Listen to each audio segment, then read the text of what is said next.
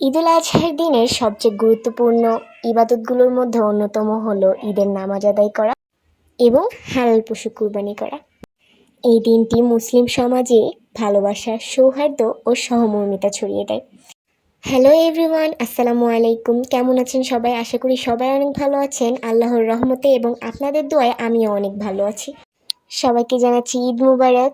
এই দিনটা ছিল চাঁদ রাত, তো আমরা ঈদের আগে শপিং করি না, আমরা এই চাঁদ রাতে শপিং করে থাকি, কারণ ঈদের আগে প্রচণ্ড পরিমাণে ভিড় থাকে এবং এই চাঁদ রাতে মার্কেটে খুব একটা ভিড় থাকেই না, সবাই প্রায় বাড়ি চলে যায়।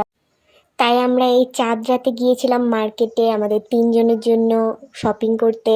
তো তিনজনের জন্য শপিং করতে গিয়েছি বলতে গেলে ভুল হবে, কারণ আমার মেয়ের শপিং আগেই করা হয়ে গিয়েছিল, শুধুমাত্র তার ড্রেসের সাথে ম্যাচিং হিজাব কিনা বাকি ছিল, আর আমাদের দুইজনের শপিং করলাম। এই যে আমার ছেলের শার্ট এবং প্যান্ট, আর এটা আমার মেয়ের ড্রেস, আর এইটা হলো আমার আমার থ্রি পিসটা বানাতে পারি না, কারণ চাঁদ রাতে আশেপাশে কোনো দর্জি ছিল না, আর থাকলেও তারা বানিয়ে দিতে চাচ্ছিল না।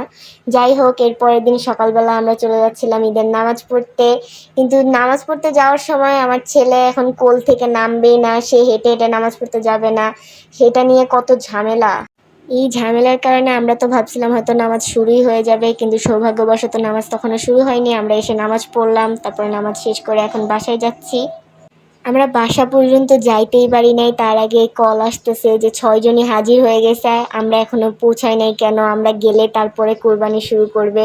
আর এই যে আমাদের কালো মানিক, যদিও আমরা এটাকে নিজেরা পালি নাই, মাত্র একদিন হয়েছে আনা, তারপরে এটার প্রতি কেমন জানি মায়া লাগতেছিল, মানে ওর চোখ দিয়ে পানি পড়তেছিল। এখন কিছু করার নেই, এটা আমাদের ধর্মের একটা অংশ। এর মধ্যেই 6-7 জন মহিলা গরুটাকে ধরে রাখতেই পারতেছিল না, ও এত লাফালাফি শুরু করছে, ওরে কোনো রকমের শোয়ানোই যাচ্ছিল না। হয়তো ও বুঝতে পারছে যে একটু পরে ও আর থাকবে না, এই জন্য। গরুটার লাফালাফি দেখে তো আশেপাশের মানুষগুলোও ছুটে আসতেছিল, বিশেষ করে বাচ্চারা ভিডিও করার জন্য দৌড়ায় দৌড়ায় আসতেছিল। তো আমরা ভাবছিলাম হয়তো গরুটাকে ছাইড়া দিলে আমাদের দিকে দৌড়ে আসবে, তার জন্য আমরা সাইডে চলে আসছিলাম। এরপরে কোনো রকমে গরুটাকে শোয়ানোর পরে একটা হুজুরকে ডেকে আনলো, তারপরে হুজুর কুরবানি করলো। এই পর্যায়ে একটা কথা বলি, কুরবানি যেহেতু সবার জন্যই, সেহেতু আমরা খুব একটা ভিডিও করতে পারি নাই, আমরা গরু কাটাকাটি নিয়েই সারাদিন ব্যস্ত ছিলাম। তারপরও যতটুকু করতে পেরেছি ততটুকুই আপনাদের সাথে শেয়ার করছি, আশা করি সবার কাছে অনেক ভালো লাগবে।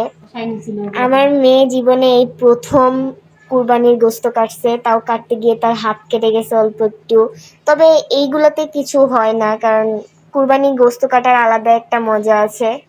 কুরবানির গোস্ত কাটাকাটি করতে করতে বৃষ্টি চলে আসছিল, এর মধ্যে এগুলো বাসায় আনার পরে আশেপাশের মানুষদেরকে দেওয়ার পরেও সব কিছু ফ্রিজিং করার পরে এই ভুঁড়িটুকু আর কাটার বা পরিষ্কার করার এনার্জি ছিল না, তারপরেও এগুলো করতেই হবে, কারণ আজকে না করলে কালকে তো করতেই হবে।